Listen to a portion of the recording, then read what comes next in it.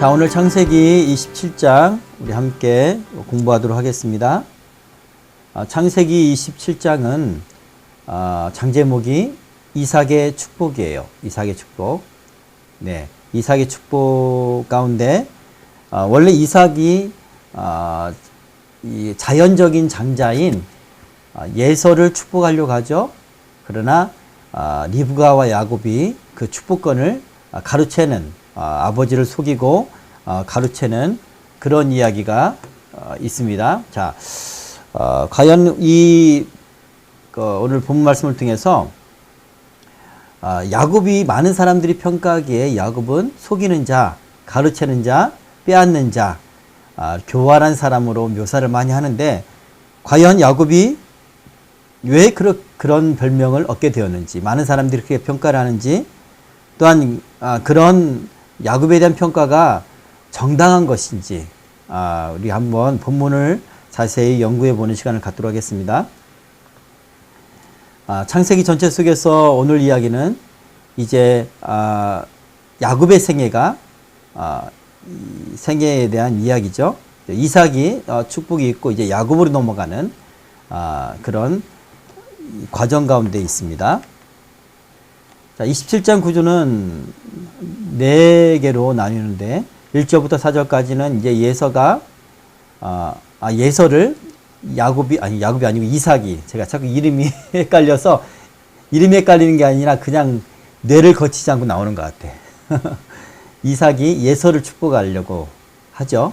그래서 예서를 불러다가 자기가 좋아하는 별미를 이제 사냥해서 만들어 와라. 내가 그것을 먹고 내가 마음껏 너를 축복하겠다. 그렇게 하죠. 자, 5절부터 29절은 이 이야기를 리브가가 듣습니다. 듣고 계책을 세워요. 예, 아버지가 이렇게 축복을 여호와 앞에서 축복하려고 하니까 네가 예서인 척 내가 염소 새끼 2마리를 요리를 해서 아버지가 좋아하는 요리를 해서 줄 테니 그걸 아버지께 드리고 네가 축복을 받아라 하니까 야곱이 어머니 아버지께서 내 몸은 맨들맨들하고 형 몸은 털이 많은데 들키면 오히려 저주를 받을까 합니다 라고 하니까 이제 염소의 털을 이제 예서의 옷을 입히고 왜냐면 예서의 향취를 맡을 수 있으니까 예서의 옷을 입히고 그리고 염소의 털을 붙여서 그렇게 아버지께 나가서 축복을 받죠. 네. 그리고 30절에 41절은 이제 축복을 받고 야곱이 나가자 곧이어 예서가 들어옵니다. 들어와서 아버지께 축복을 해달라니까 내가 축복한 사람 누구냐? 그러는 거예요. 예.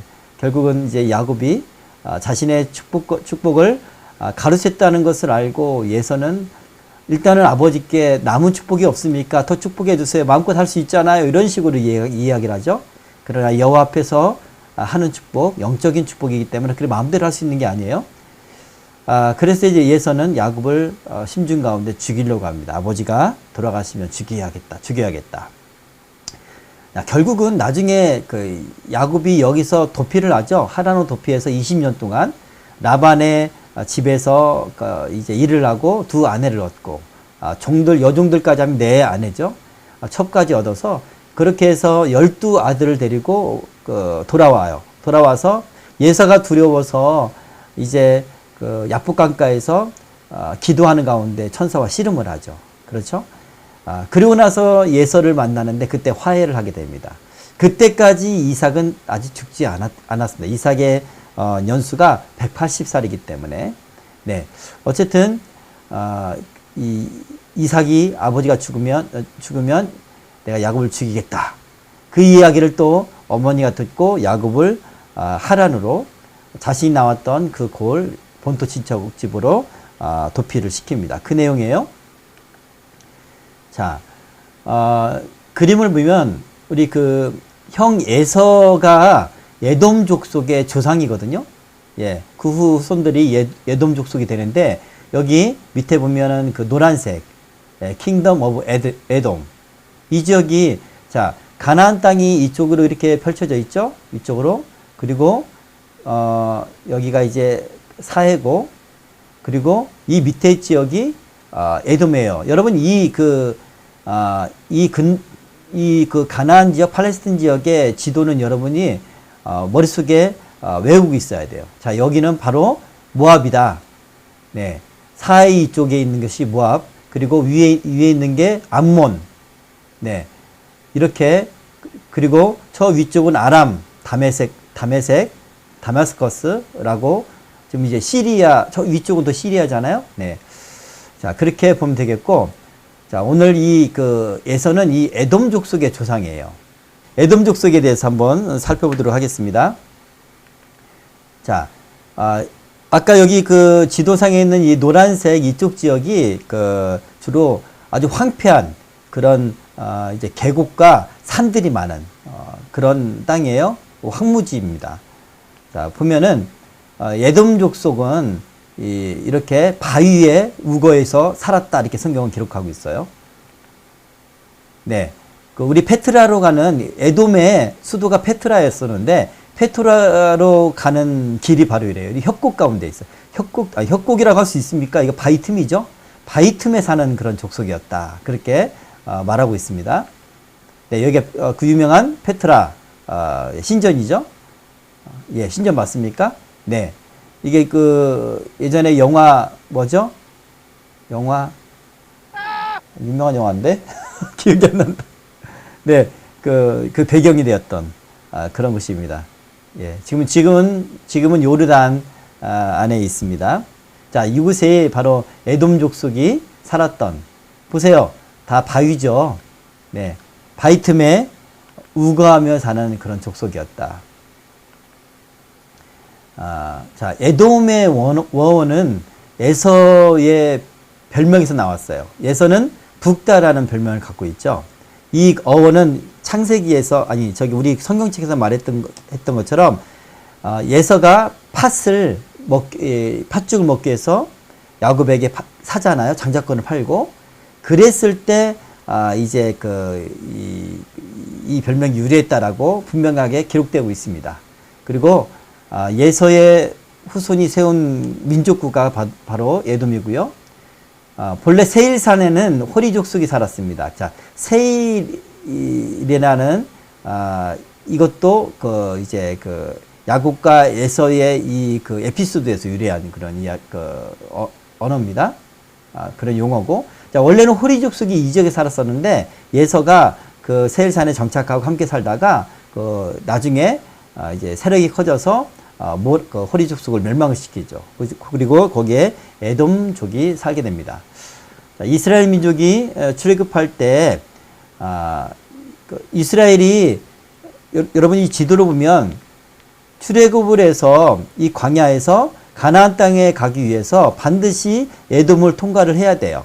예, 거기에 이 계곡을 통해서 길이 있기 때문에, 그래서 길을 내어달라, 우리가 아무 일도 하지 않겠다, 우리가 만약에 물을 마시면 그 물값도 지불하겠다라고 이야기를 하죠. 예, 통행료까지 내면서 진행할 것을 요청했는데 에돔이 거절을 합니다. 그리고 그래서 이제 먼 길로 들어갈 수밖에 없는, 왜냐하면 여기는 이 바위 틈에 있기 때문에 난공불락이에요. 네. 그리고 이스라엘 백성들이 그냥 이렇게 지나가죠. 먼 길로 돌아서. 자, 사울과 다윗에게 나중에 정복당합니다. 그리고 속국이 돼요. 네, 이거 화살표인데 중간에. 네, 그리고 그러니까 이스라엘의 첫 번째 왕 사울, 그리고 다윗, 이 통일국가에 있을 때 정복을 당하고, 그리고 이제 우리 뭐죠? 네, 조공을 바치게 되죠. 그러다가 솔로몬 왕 때 요압이 죽죠. 요압이 죽자 이제 군사력이 약해져요. 예, 요압 장군이 죽자 약해지고, 그리고 이제 그때 에돔의 하닷이라는 사람이 이집트를 망명을 했었는데 귀국해서 에돔을 재건합니다. 그리고 솔로몬과 대치를 해요. 나중에는 이제 유다가 바벨론 포로로 끌려갈 때 그때 유다를 조롱하기도 하고 대립하기도 하고 그런 일들이 반복이 되죠. 네. 결국은 나중에 이 하스몬 왕국 때 이스라엘 백성들이 유다가 나중에 포로로 귀환하고 그리고 이제 그리스 제국이 되죠. 그리고 우리가 그 다니엘서에서 배웠던 것처럼 안티오쿠스 4세 에피파네스가 이제 그 유다를 그렇게 포갑하고 종교적인 어떤 그런 억압을 하잖아요. 핍박을 하잖아요. 그리고 그 핫수문 앙조 때 이제 그 반역 사건이 일어나요. 일어나서 이제 그리스 이 제국을 몰아내고, 그때 이제 잠시 유다 왕국이었었는데, 그때 바로 히르카노스 1세 때 이 에돔을 정복을 해요. 정복을 해서 에돔 사람들을 다 강제로 유대교로 개종시킵니다. 할례를 시켰다는 얘기죠. 할례시키고 개종시키고. 그때 이제 아까 여러분 지도를 봐서 알긴 알겠지만 이스라엘의 반대편에 항상 요단강 반대편에 모압이 있고 그 다음에 암몬이 있는데, 이 모압과 암몬 사람들도 그렇게 개종을 하고 유대화 시키는 작업이 있습니다. 자, 나중에 예수님 시절 때 세례 요한을 죽였던 왕이 누구죠? 유대 왕이 바로 헤롯이죠. 헤롯 안티파스. 네. 이게 바로 이 사람이, 이 헤롯 왕가가 예수님이 태어났을 때 예수님을 죽이려고 했었던 왕도 헤롯이고 그 아들도 헤롯인데, 이게 바로 에돔 족속이에요. 예, 에돔 족속이었는데 이제는 유대인이 된 거죠. 그죠? 개종이 되고 이제 유대로 복속되어진 그런 족속입니다. 자, 우리 그 헤롯 안티파스는 세례 요한을 죽였던 그런 사람이에요. 네. 자, 오늘 본문 말씀으로 들어갈게요. 이삭이 나이가 많아 눈이 어두워 잘 보지 못하더니, 내 눈도 어둡네. 잘 안 보인다. 성경책이. 이삭이 나이가 많아 눈이 어두워 잘 보지 못하더니 맏아들 에서를 불러 이르되 내 아들아 하매 그가 이르되 내가 여기 있나이다 하니. 네. 내 아들아 라고 부릅니다. 이 에서가. 자, 그 호칭에는, 이렇게 부르는 것에는 이삭이 에서를 향한 그 사랑이 아주 깊게 이제 사랑이 묻어나 있어요. 그죠? 이삭은 에서를 편애했다라고 성경은 기록하고 있죠. 에서를 사랑했다. 에서가 우리 그 25장 27절 28절 보면 이렇습니다. 그 아이들이 장성함에 에서는 익숙한 사냥꾼이었으므로 들사람이 되고 야곱은 조용한 사람이었으므로 장막에 거주하니, 이삭은 에서가 사냥한 고기를 좋아하므로 그를 사랑하고 리브가는 야곱을 사랑하였더라. 네. 이삭은 에서를 사랑했다는 거예요. 그 에서가 사냥한 고기를 좋아했대요. 이렇게 어떤 육신의 어떤 육신적인 어떤 취향, 아들을 더 자기 성격이 또 이런 생각도 있겠죠. 그것도 장자는 이렇게 씩씩하고 사냥도 잘하고 그런 강한 사람을 원했을지도 몰라요. 그게 인간적인 기준이잖아요. 그런데 하나님은 장자를 에서로 선택하지 않고 이삭을 선택했죠. 여러분 기억하십니까? 기억하죠? 예, 리브가가 복중에 아이들을 둘이 막 싸울 때 하나님 앞에 기도하니까 하나님이 가르쳐 주잖아요. 큰 자가 작은 자를 섬길 것이다. 네, 그렇게 야곱이 장자권을 받을 것이라는 것을 하나님 말씀하셨어요, 이미. 그러나 이삭은 예서를 사랑했어요. 그리고 지금 이삭은 예서에게 장자권을 주려고, 장자의 축복을 주려고 지금 부른 겁니다. 그죠? 4절 보니까 내가 즐기는 별미를 만들어 내게로 가져와서 먹게 하여 내가 죽기 전에 내 마음껏 내게 축복하게 하라. 그렇게 말합니다. 네. 내 마음껏 축복하게 하라. 뭐 그대로 번역하면 내 영혼이 란 뜻이래요. 내 영혼이 축복하게 하라. 근데 이것은 이 네페시는 나페시는 내 영혼이란 뜻인데 명사형으로는 네페시예요. 근데 네페시는 의지적인 욕구를 뜻합니다. 의지적으로. 내가 의지적으로 널 축복하겠다. 그런 뜻이에요. 의지적으로. 그러니까 자기 뜻으로, 자기 의지로 예서를 축복하려고 하는 거예요. 지금 이삭은. 저는 여기서 이삭의 영적 상태가 의문스러워요. 왜냐하면 이삭도 리브가에게 들어서 알 텐데 하나님이 하나님의 어떤 영적인 장자, 그러니까 하나님 나라의 유업이 야곱을 통해서 흘러간다는 걸 알 텐데 이삭은 왜 이렇게 예서를 축복하려고 했을까? 물론 그 근거가 되는 힌트를 어디서 얻을 수 있냐면 1절에서 얻을 수 있죠. 이삭이 예서를 사랑했으니까. 근데 그 사랑했던 이유는 우리 25장에 보면 그가 이 사냥을 잘하고 그리고 자기가 좋아하는 이 별미를 먹게 하는 그런 아들이었으니까. 네. 그 당시에 이 아라권에서는요, 이제 집에서 기르는 어떤 가축보다도 들짐승을 사냥해서 먹는 그 고기가 더 맛있었다. 그렇게 사람들은 그것들을 더 좋아했다라고 합니다.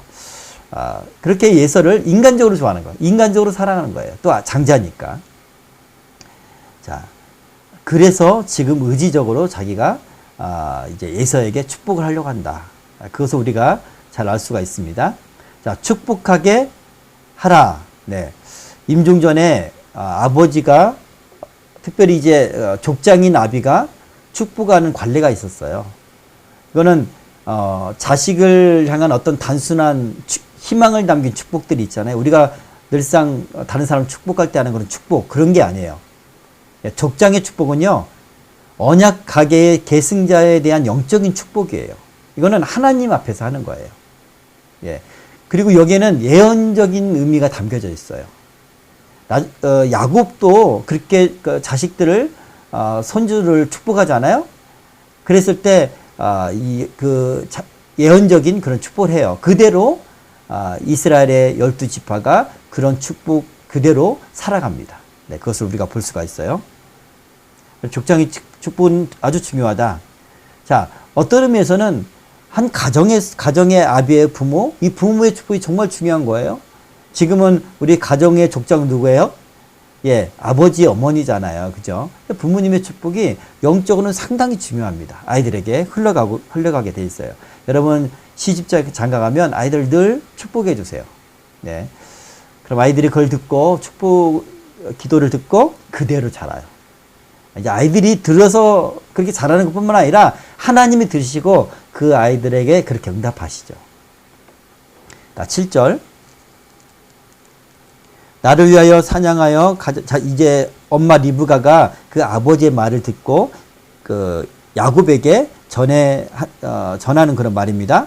아버지가 이렇게 말하더라. 나를 위하여 사냥하여 가져다가 별미를 만들어 내가 먹게 하여 죽기 전에 여호와 앞에서 내게 축복하게 하라. 그렇게 하셨으니 아버지가 그렇게 말했다는 거예요. 근데 아버지는 여기서 내용은 다 똑같은데 여호와 앞에서라는 말은 안 했어요. 아버지가. 그죠? 근데 지금 이 리브가가 여호와 앞에서 축복하게 하라라고 아버지가 말했다라고 첨가를 한 거예요. 네. 약간의 미묘한 차이가 있어요. 왜냐하면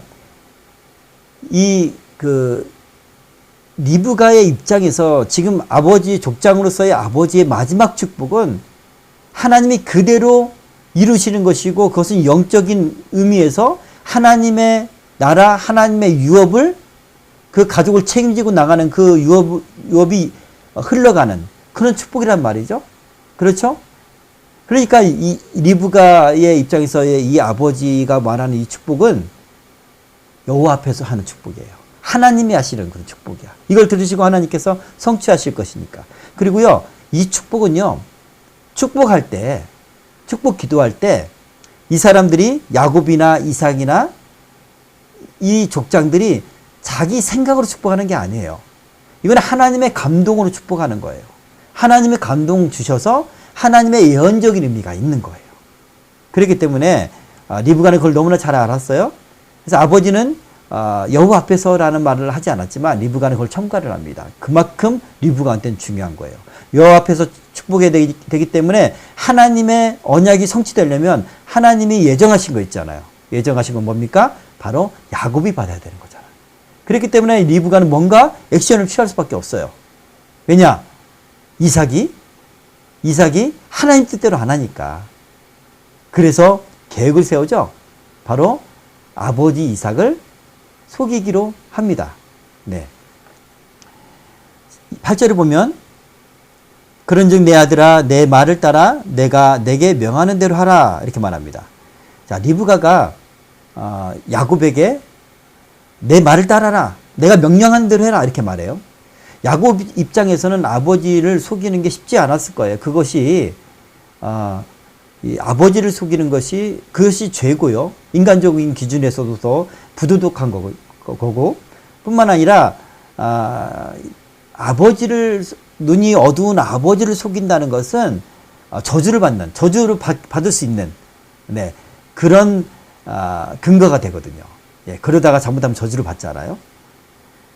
그런 어떤 야곱이 아버지를 속이려 하는 그런 마음이 그런 어떤 그런 태세가 되어 있지 않은데 물론 야곱은 자기가 장자권을 받아야 된다는 생각을 했을 거예요. 당연히 했죠. 그랬기 때문에 형 에서한테 장자권을 팥죽을 팔아서 얻었잖아요. 어렸을 때부터 본인이 엄마한테 듣고 자랐으니까. 예. 그래서 장자권을 자기가 받아야 되는데 아버지를 속이는 건 또 이것이 갈등인 거예요. 그러니까 하나님의 뜻은 이건데 아버지가 하나님의 뜻대로 안 해. 그러면 아버지를 속여야 돼. 그러나 이것은 인간적인 기준에서 인간적인 관습법에서 이것은 불효야. 아주 도덕적이지 않은 거예요. 심지어는 저주를 받을 수도 있어요. 아버지가. 저주를 할 수도 있어요. 그렇기 때문에 이 갈등이 야곱한테는 있었을 거예요. 그래서 리브가는 그 야곱을 너무나 잘 알고 말합니다. 내가 명령한다. 내 말을 따르라. 그렇게 말해요. 그렇죠? 그렇게 말합니다. 리브가가 아주 주도적으로 야곱을 설득하고 야곱이 이렇게 따라올 수 있도록 그렇게 하는 거예요. 네. 자, 우리가 이제 저도 이제 많은 주석들을 보고 많은 성경 해석자들의 그 이야기를 들면 두 가지를 성경 해석자들 또 주석에서는 그 두 가지를 이해를 해요. 먼저 야곱이 이 하나님의 장자권을 받는 것은 합당하다. 그게 하나님의 섭리다. 그리고 이렇게 돌아가는 이 모든 사건들은 비록 야곱과 이 리브가가 속이는 일로 얻은 거지만 이건 하나님의 섭리다라는 것이 인정을 해요. 또 한편으로는 인간적인 기준에서 야곱은 속이는 행위를 했다. 아버지를 속이는 행위를 했다. 그러므로 윤리적으로 비난을 합니다. 예, 잘못됐다. 야곱은 그래서 교활한 사람이었다. 속이는 사람이었다. 나중에 야복 강가에서 천사와 씨름해서 이스라엘이라는 이름을 얻기 이전에는 야곱은 그런 어떤 속이는 그런 사람이었다. 아주 욕심이 많은 그런 인물로 묘사를 하고 그렇게 평가를 합니다. 그러나 오늘 본문을 보세요. 하나님의 섭리와 하나님의 뜻을 이루기 위해서 리브가와 야곱이 액션을 취하는 거예요. 반면에 이삭은 하나님의 섭리를 무시해요. 하나님의 뜻을 무시해요. 그리고 자기 의지대로 네, 인간적인 기준에서 자연적인 장자 에서에게 그리고 자기가 좋아하는 장자 에서에게 축복을 하려고 한단 말이죠. 이랬을 때 리브가와 야곱이 선택할 수 있는 게 뭘까요? 물론 믿음으로 그냥 기도하고 기다릴 수도 있어요. 예, 그래서 이삭이 예서를 축복하려다가 취소할 수도 있겠죠. 그죠? 그러나 지금 리브가와 야곱은 그렇게 하지 않고 이렇게 아버지의 그 실수를 중간에서 이렇게 계략을 세워서 네, 좋게 얘기하면 지혜죠. 그래 아버지를 속이는 일을 합니다. 자, 그래서 제가 이렇게 썼어요. 다른 방법은 없었는가? 리브가와 야곱에게만 책임을 물을 수 있었는가? 네, 다른 방법이 있었을까요? 리브가와 야곱이 하나님의 뜻을 이루는데, 예, 다른 방법이 있었으면 저한테 나중에 귀뜸을 한번 해주시고, 네, 리브가와 야곱에게만 책임을 돌릴 수는 없다. 저는 그 입장입니다. 왜냐하면 문제의 근원은 어디서 왔냐면 이삭에서부터 왔어요. 네, 이삭이 육적인 기준으로 하나님의 뜻을 듣지 않고 에서에게 축복을 하려고 했었던 거기에서부터 문제가 비롯됐어요. 그래서 가정에 문제가 생긴 거죠. 에서가 야곱을 죽이려 하고. 네, 다른 사람들은 야곱이 속이고 그랬기 때문에 가정에 이런 문제가 생겼다 이렇게 이야기를 하는데 예, 저는 이렇게 이해를 합니다. 자, 12절, 13절 볼게요. 아버지께서 나를 만지실진데 내가 아버지의 눈에 속이는 자로 보일지라 복은 고사하고 저주를 받을까 하나이다. 어머니가 그에게 이르되 내 아들아 너의 저주는 내게로 돌리리니 내 말만 따르고 가서 가져오라. 네. 야곱이 아버지를 속이는 것을 굉장히 꺼려하죠. 두렵기도 하고요. 목소리는 이제 속일 수 있을지 모르겠지만 아버지를 만지면은 자기는 맨들맨들한 살을 갖고 있고 형은 털복숭이니까 속이다가 들켜서 저주를 받을까 두려워하기도 합니다. 신명기 27장 18절에 이렇게 기록되어 있죠. 맹인에게 길을 잃게 하는 자는 저주를 받을 것이라 할 것이요 모든 백성은 아멘할지니라. 물론 이것은 맹인과 같은 아주 그 불쌍한 처지에 있는 사람들을 조롱하고 그리고 회방하고 하는 것에 대한 이야기예요.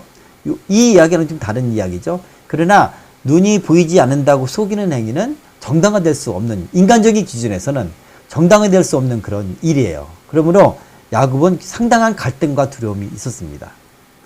그러자 어머니가 저주는 내게로 돌려라.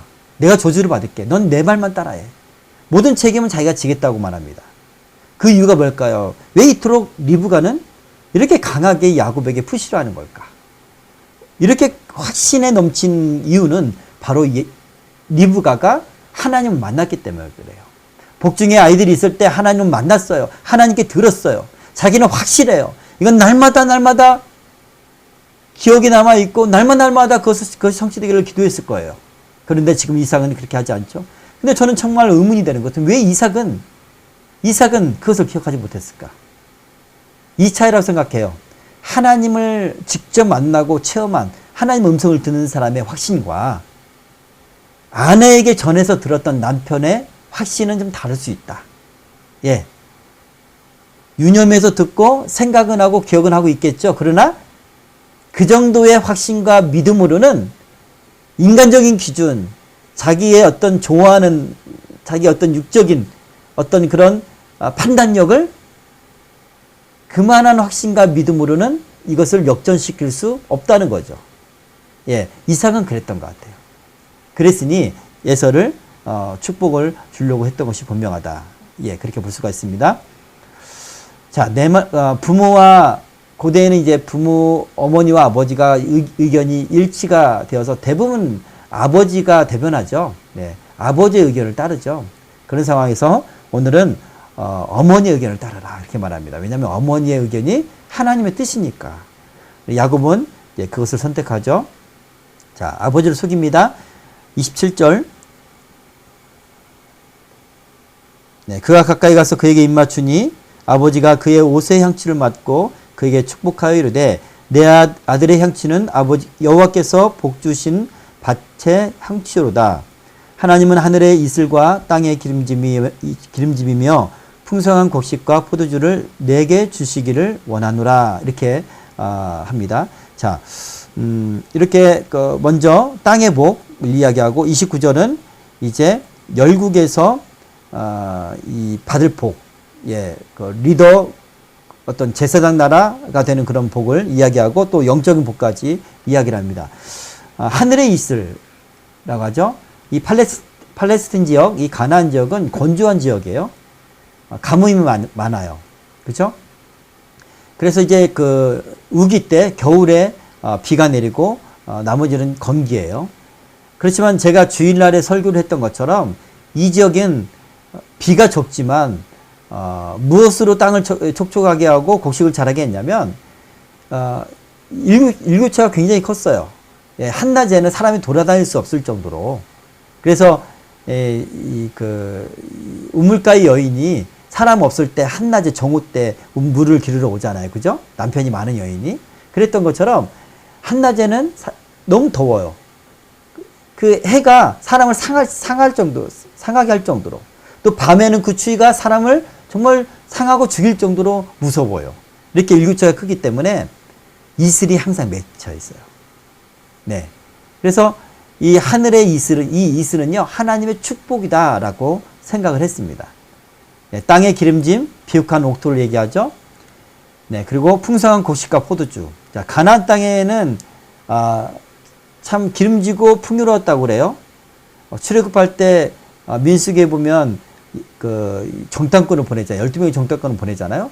그때 포도송이를 이제 가나안 땅에 있는 포도송이를 매가고 오는데 두 사람이 이렇게 맸다고 할 정도로 그렇게 아주 풍성한 그런 땅이었습니다. 네. 그리고 29절 보면 만민이 너를 섬기고 내가 형제들의 주가 되고 너를 저주하는 자는 저주를 받고 너를 축복하는 자는 복을 받기를 원하노라. 네. 아주 영적인 축복이에요. 하나님이 함께 하시는 축복이야. 아브라함에게 하나님이 주셨던 축복입니다. 이 축복이요, 이 족장 아비의 입을 통해서 계승하는 거예요. 자손들에게 계속해서. 내 조상이 받았던 축복이 이제는 후손들에게도 계속 계승되게. 네. 그런 의미이기 때문에 이 축복이 상당히 중요하다라는 것입니다. 자, 33절.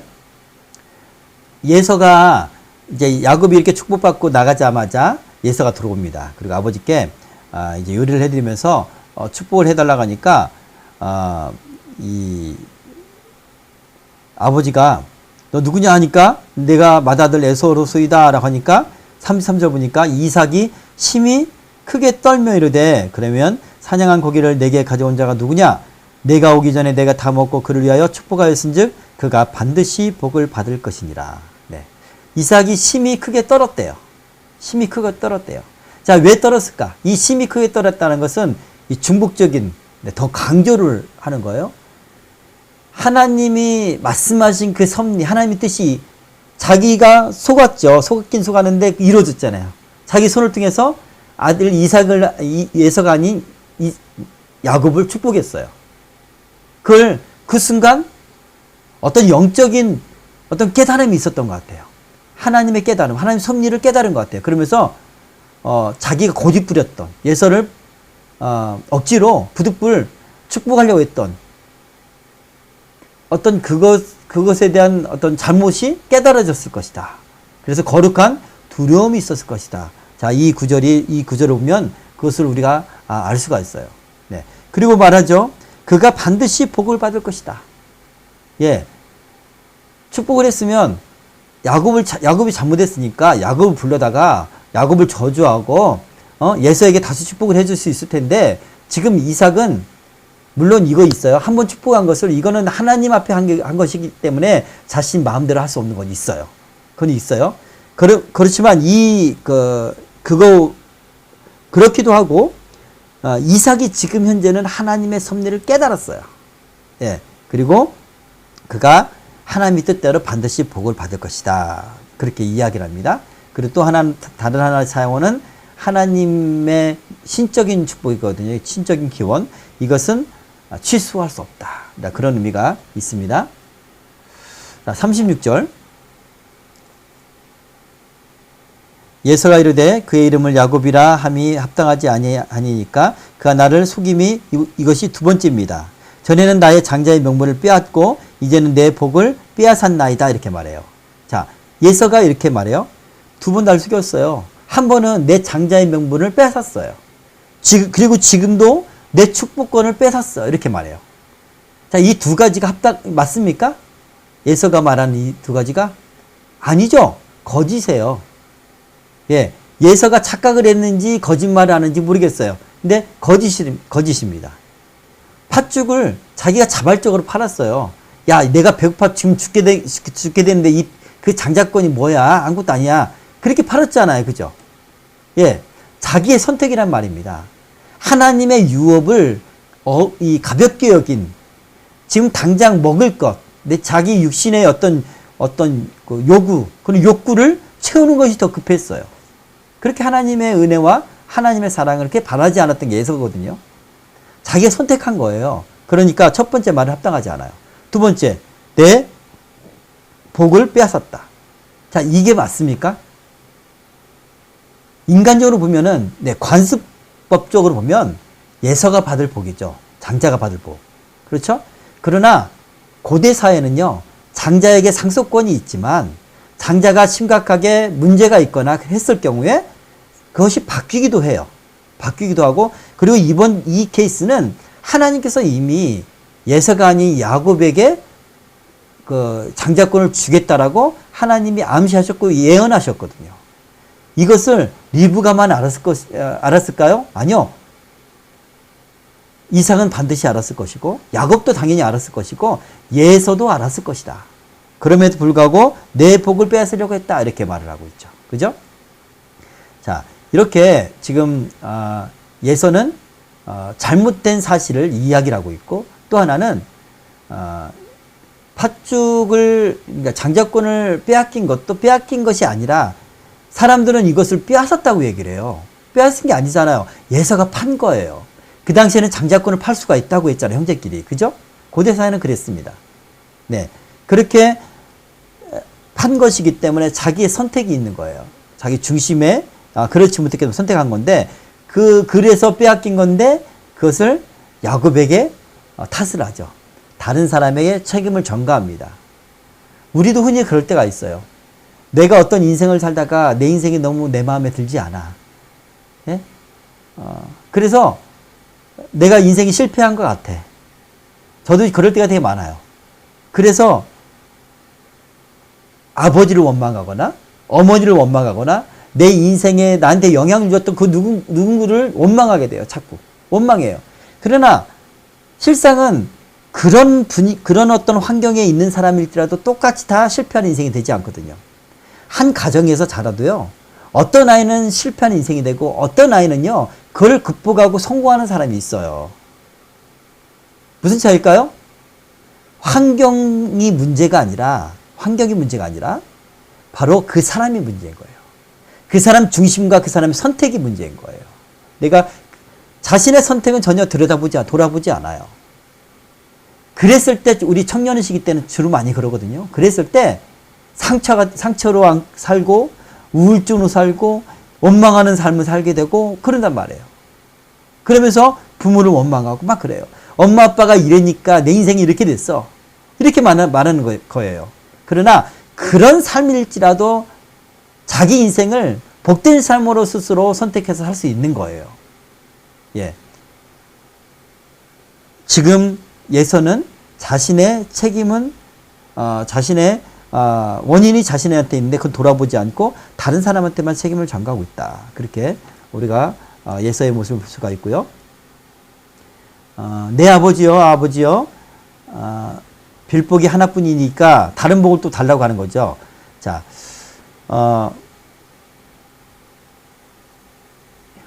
예서는요, 이 족장이 주는 이 아브라함의 하나님, 그러니까 아브라함이 또 이삭이 받았던 이 축복, 그리고 대대로 장자가 이어지는 이 축복이 어떤 축복인지 영적인 이해가 없었던 것 같아요. 아니면 관심이 없었는지도 모르겠어요. 자기도 축복해달래요. 근데 이 축복은 장자권이거든요. 하나님의 그 족보를 통하여 하나님의 선민이 나오고 그리고 하나님의 소유 하나님의 제사장 나라로 삼고 그리고 나서 예수 그리스도가 나오게 되는 이런 축복이에요. 근데 야곱도 그 복을 받고 예서도 받을 수 있습니까? 다른 족속들이 될 텐데 그렇게 되지 못하죠. 그죠? 이 예서는 이 축복에 대한 이해가 부족했다. 영적인 이해가 부족했다. 네. 그리고 이 축복은 인간적인 동기로 어떤 감동과 충동으로 할 수 있는 그런 축복이 아니다.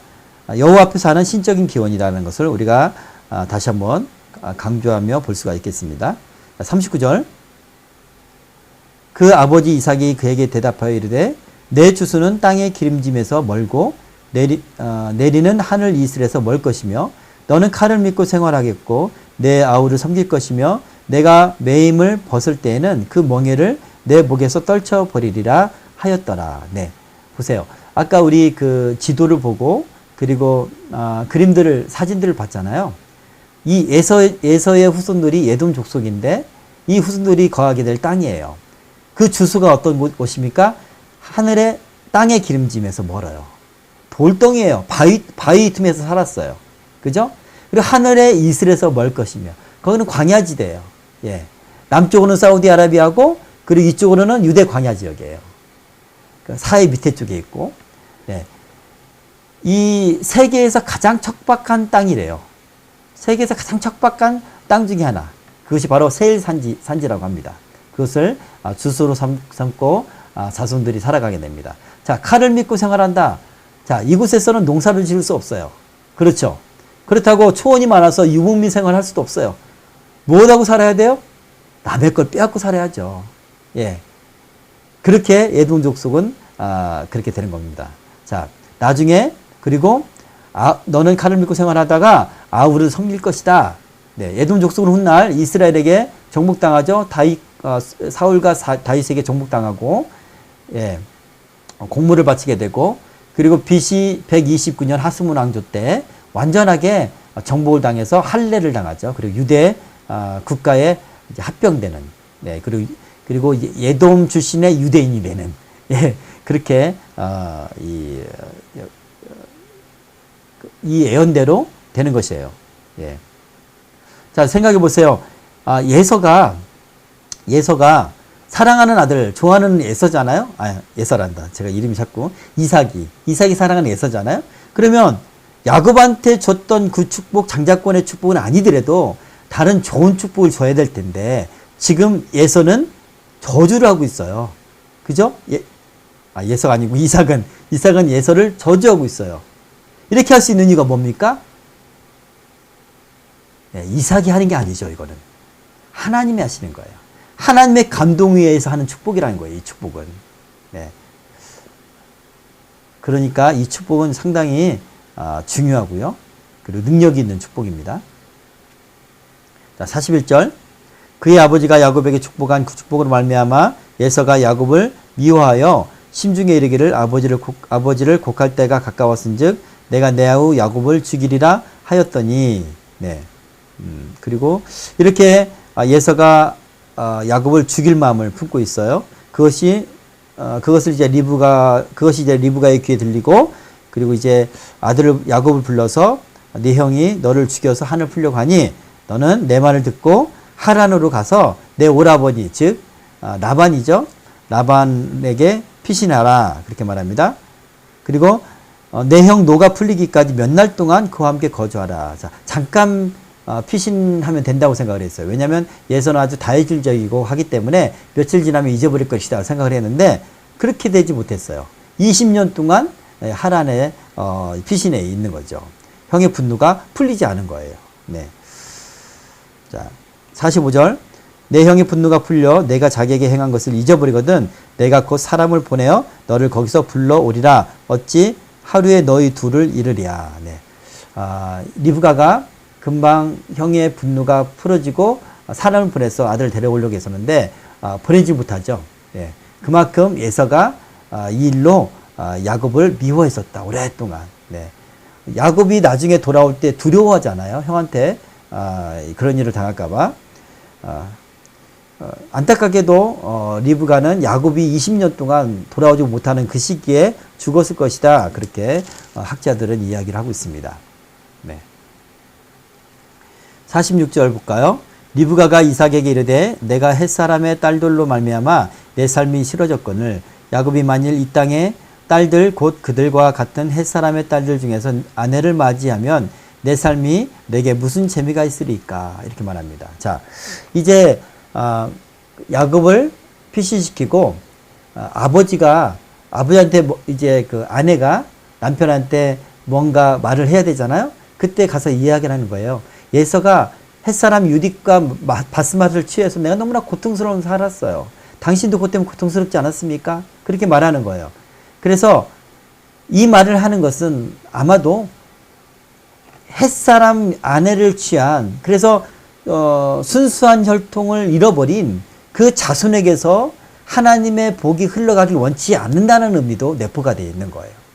그래서 리브가가 그렇게 한 행위에 대한 정당성을 말하는 거예요.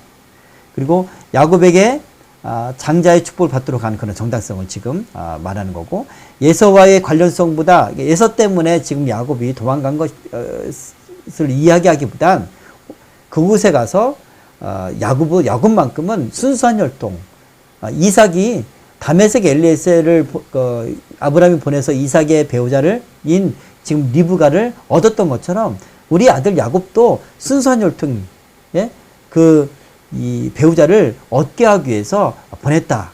그런 의미로 지금 이야기를 하고 있습니다.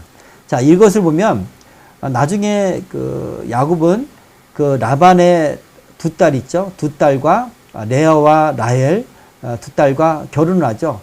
그리고 각각의 여종들에게서 또 아이를 낳습니다. 그래서 12명의 자녀를 낳아요. 이게 하나님의 창조 원리에서 어긋나는 그런 일부 다처제죠. 예. 그리고 서로 이제 자매끼리 서로 질투하고 시기해서 자기 여종을 주고 막 그러거든요. 아들 낳아서 자기 아들 삼으려고 이제 동생을 언니를 이기려고 그러잖아요. 그런 인간적인 어떤 그런 속임과 시기와 질투로 이루어지는 거지만, 그래서 아들을 낳은 거지만 하나님은 그것을 사용하셔요. 그것이 옳은 거 아니에요. 질투와 속이고 질투하고 시기하고 이것은 옳은 방법이 아니죠. 그럼에도 불구하고 인간의 그 연약함과 인간의 어떤 실수와 잘못을 하나님이 사용하셔서 하나님의 나라를 이루십니다. 그것이 하나님의 섭리예요.